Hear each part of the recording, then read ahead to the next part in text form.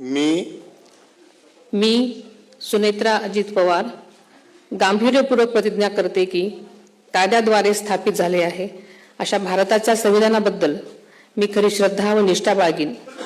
मी भारताची सार्वभौमता व एकात्मता उन्नत राखीन. मी महाराष्ट्र राज्याची उपमुख्यमंत्री म्हणून माझी कामे निष्ठापूर्वक व ससद्विवेक बुद्धीने पार पाडेन आणि संविधान व कायदा यानुसार सर्व तऱ्हेच्या लोकांना मी गांभीर्यपणे व निपक्षपातीपणे तसेच कोणाच्याही विषयी ममत्वभाव किंवा आकस न बाळगता न्याय वागणूक देईन.